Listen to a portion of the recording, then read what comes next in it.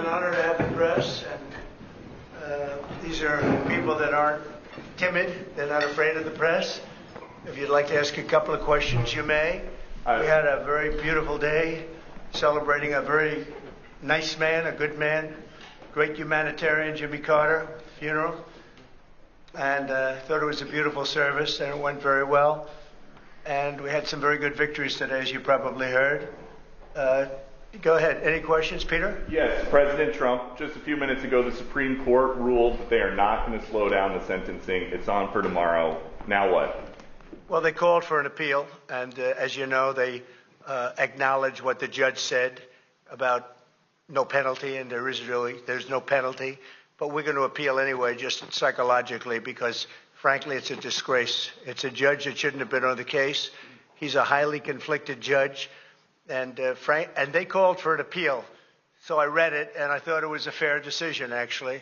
So I'll do my little thing tomorrow. They can have fun with their political opponent. As you know, I'm under a gag order from a judge. This is a first. This was an attack of a political opponent. And if you take a look at it, I'm not supposed to be talking about it, so I won't. I'm the first president and probably one of the first candidates in history that's under attack with a gag order, where I'm not allowed to speak about something. And they ought to find out what that's all about. And this is a long way from finished. And I respect the court's opinion. I think it was actually a very good opinion for us, because you saw what they said. But they invited the appeal, and the appeal is on the bigger issue. So we'll see how it all works out. I think it's going to work out well. We beat Jack Smith. He's back, I hope, at The Hague, but I don't think he should be there either. He puts people in very bad positions, like giving people death penalties. I will tell you, Jack, he is a disgrace. We won all of those cases. We won most of the other cases, or they're limping along. We've had a lot of lawfare. These are all people that understand what's going on here very badly. This was an attack on the Republican Party. This was an attack on the Republican candidate who just won an election by record numbers, the highest number of Republican votes by far ever gotten. And we won all swing states, 7 swing states. We won the popular vote by millions of people. And that was the real vote. And I said it a long time ago, the real vote is that. And they tried to stop that from happening. They tried to stop this election from happening, or to bloody somebody up so badly they couldn't win, and the people got it. And again, we won by the largest number. Nobody's ever seen anything like that. It was conclusive. It was a massive, they say, the most consequential election in 129 years. And these people, the people know everything that you're asking. They've been studying this for 2 years as it went along. And hopefully it'll never happen again, an attack on a political opponent. So Peter will be appealing the decision. They're asking for an appeal, and that's on the fact, on what's going to happen, much more importantly than tomorrow. Off the top, you mentioned the Carter funeral today. What were you talking to Barack Obama about? It did look very friendly, I must say. I didn't realize it. I didn't realize it, how friendly it looked. I saw it on your wonderful network just a little while ago before I came in, and I said, boy, they look like two people that like each other, and we probably do. We have little different philosophies, right? But we probably do. I don't know, we just got along, but I got along with just about everybody on that. We met backstage, as you know, before we went on, and I thought it was a beautiful service, but we all got along very well, which is good.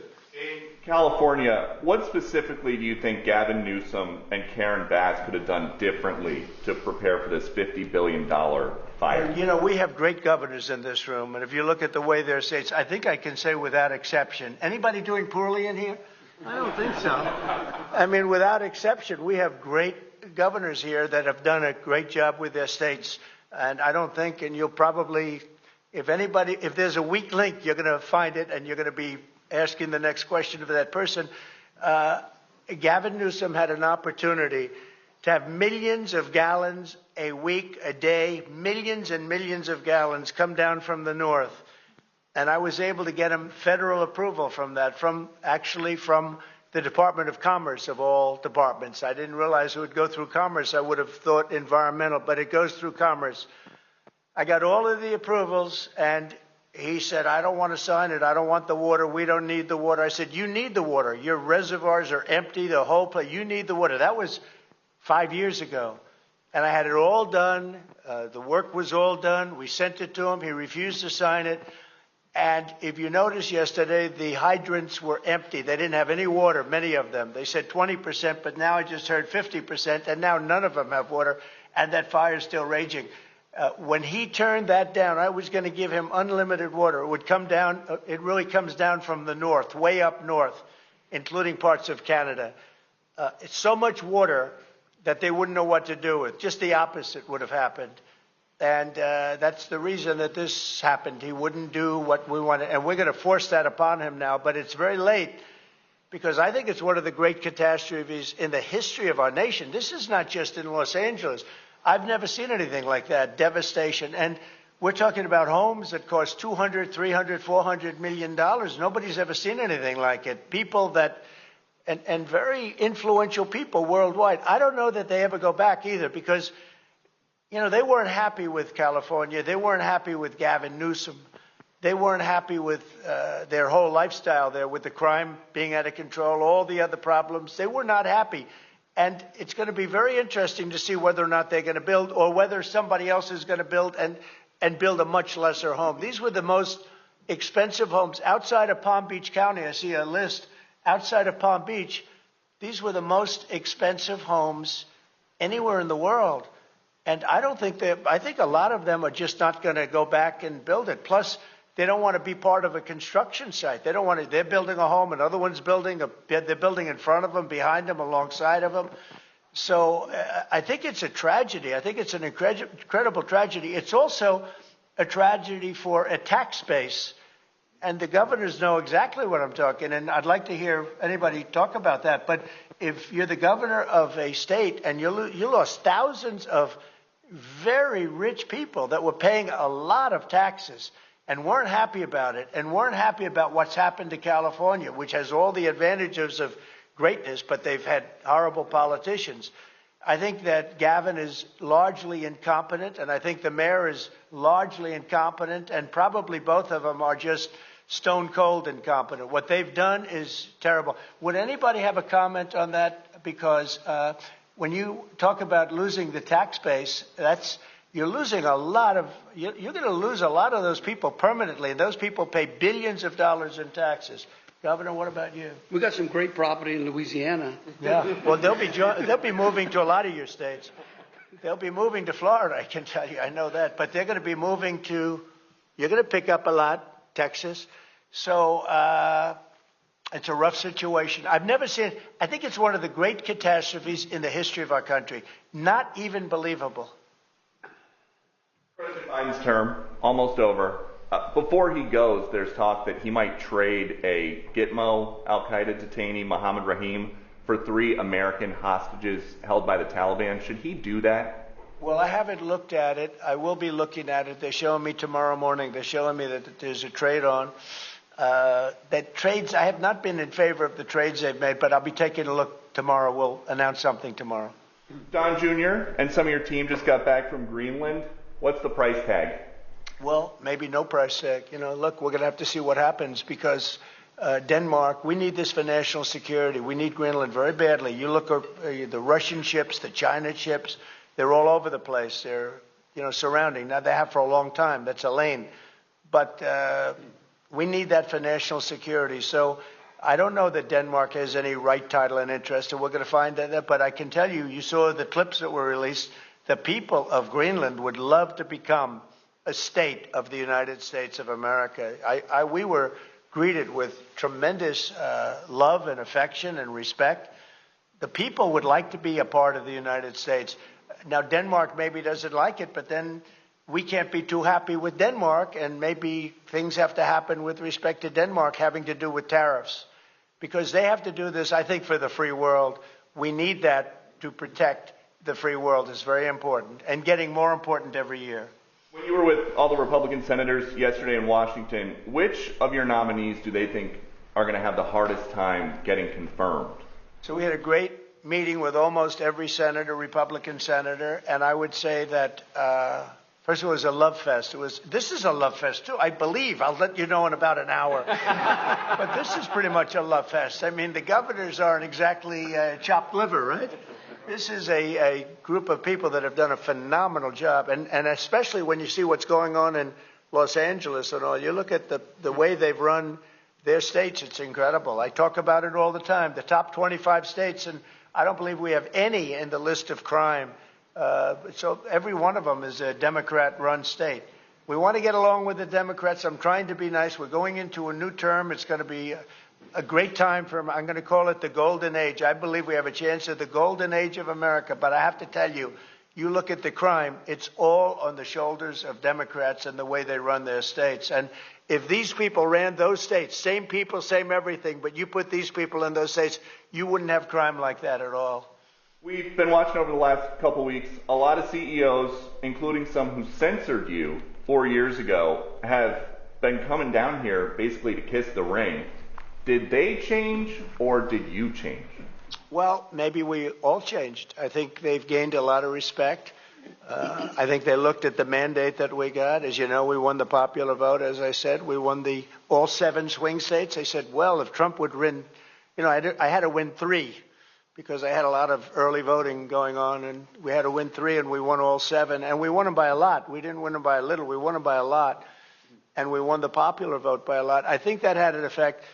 I also think it's like, let's get something done. You look at what happened with Facebook today and yesterday, what they announced. That was a big concession from them. I mean, they went from I call them the unlocked boxes. They call them lock boxes. I call them the unlocked boxes because they seem to be unlocked a lot of times.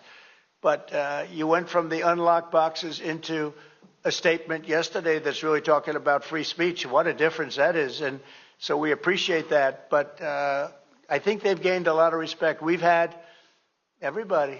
Jeff Bezos came. Bill Gates came. Mark Zuckerberg came.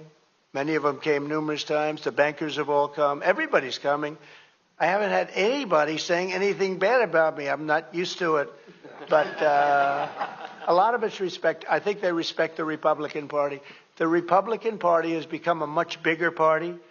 It's become a party for the worker. If you look at all of the union votes that I got, and when I say I, it's really all of us together because it's a whole thing. But we won the Teamsters. We did great with the auto workers. We did, all heavily union. And non-union states we won by a lot. Florida is an example. We won by millions of votes, the highest vote ever gotten. And so it's been a great period of time. A ton of world leaders have called you as well. We understand still no call with Putin. Is that a day one or week one call? No, he wants to meet. And we're setting it up. President Xi, we've had a lot of communication, and we have a lot of meetings set up with a lot of people. Some have come, but I'd rather wait till after the 20th. And when you say meet with Putin or meet with Xi, do you guys want to have some kind of a summit, or are they going to come here? To be determined, but President Putin wants to meet. He's said that even publicly, and we have to get that war over with. That's a bloody mess. Soldiers are being killed by the millions. I looked at some very graphic pictures yesterday. The soldiers that are being killed, it's a flat field. The only thing that stops a bullet is a body. It's a very, very flat land. And the soldiers are fighting, and they are dying by the hundreds of thousands. And not to mention the towns and the cities which were, largely demolished. And there are a lot of people in the big surprise, and it's going to be a very unpleasant surprise, is how many people were killed in that war. It's much higher than the press is reporting. When a building comes down, these are big buildings. They're 2 and 3 blocks long, different kind of construction. They're long and not that tall in many cases, but they're 20 stories. But when a building like that comes down and they say nobody was injured, no, a lot of people were killed. I think the numbers are going to be much higher. And that's a war that would have never happened if I were president, and it's a war that I'm going to try really to stop as quickly as I can. The number of people dying on a daily basis, and I get the reports every single day, and largely soldiers at this point, but the number of people, both Russia and Ukraine, it's staggering. When you threatened tariffs on Canada a couple weeks ago, Justin Trudeau rushed down here. He wanted to make nice. Now he's on the way out. Is that what you wanted? I didn't think he was going to quit. He probably saw the numbers. Look, I called him Governor Trudeau because they should be the 51st state, really. It would make a great state. And the people of Canada like it. They'd pay lower taxes. They have virtually no military. They have a very small military. They pay less than 1%. They're about the lowest payer in NATO. They're supposed to pay much more. They haven't been paying. They have a lot of problems. And I was with Wayne Gretzky. I said, Wayne, would you like to be the governor of Canada? I can't imagine anybody doing any better than Wayne. Wayne was not too interested, but I think he probably would have liked statehood. He's a friend of mine. He's a great guy. He's the great one. We call him the great one, right? He's a great hockey player. But I will say this. I think that it was stated pretty strongly a couple of weeks ago about Canada, and people laughed. And now they're all saying, well, it's very interesting. And I say from the standpoint of the United States, we're subsidizing Canada $200 and $250 billion a year. We have massive deficits. They've taken about 20% of our car business. I'd rather do it here. We could put tariffs on. We don't have tariffs on them yet, but that will happen. But they've taken about 20% of our car business. I'd rather have it done in Detroit or have it done in South Carolina or any other state that does cars, and we have a lot of them. We don't need Canada for that. We don't need Canada for lumber because we have big forests that we have, not utilized. In some cases, they're protected, which I can take that protection off. And you take down a tree and you grow a better tree. That's, pretty common. But we don't need anything. We don't need their fuel. We don't need their energy. We don't need their oil and gas. We don't need anything that they have. And I said to Trudeau, I said, why are we subsidizing you $200 and $250 billion a year? He said, I really don't know. And I said, well, I don't know either. I said, what would happen to Canada if we didn't? He said, Canada would be obliterated if that happened. I said, then Canada should be a 51st state. And that's where we are now. A story that kind of disappeared very suddenly. Do you have any idea whatever happened to the drones? What happened to drones? Well, you said that you thought the government knew what was happening with these drones over New Jersey. There were some by Bedminster. I don't know. They're over Bedminster a lot, so I can imagine. I'm going to give you a report on drones about one day into the administration, because I think it's ridiculous that they're not telling you about what's going on with the drones. And it's not only with me. Glenn was telling me today that in Virginia they have drones all over the place too, and nobody's reporting it. I don't know why they're not. Do you want to say something about that? Just one quick comment, which is we are home to the largest naval base in the world in Quantico, and we house a lot of the SEAL teams and have a huge national security infrastructure. And now for 2 years running, we have had drone incursion over secure airspace, and we still don't know why. And I think that's absolutely unacceptable. And I think President Trump and the new leadership coming in, I think will work diligently to understand who's behind this and what we do in order to stop the digital surveillance of all of our secure infrastructure. Is it dangerous? Well, I can tell you this. While we were dealing with a terrorist attack in New Orleans, we had drones being flown over our nuclear reactors in Louisiana. And we brought that attention to the FAA. We've been asking the FAA to give these states the ability to mitigate these drones. And it's sitting on some bureaucrat's desk. And that's real. Nobody knows. They don't want to talk about it. Go ahead, Governor, you going to say? I was just going to say we have drones in Wyoming flying over our infrastructure as well. And it's incredibly frustrating that we not only have no way of knowing what it is, but nobody knows how to deal with them. They don't want to talk about it, and nobody knows why. They don't want to talk about it. That could be us sending drones. I hope that's the case, us doing it and doing research, and maybe they don't want to talk about it from that standpoint. I hope it's not an enemy, but we're going to find out on the 21st, the day after. You have to give me a little time for the inauguration, but shortly thereafter we'll give you a report on it. We'll tell you exactly what it is. They know, and it's very strange that they aren't talking about it. Peter, thank you very much. Does Biden does he do this kind of a news conference? This is my longest ever interview of a president. Yeah, well, the longest ever before this was one question, and and they would rush you out of the room, right? But we have nothing to hide. Thank you all very much. Thank you. Thank you.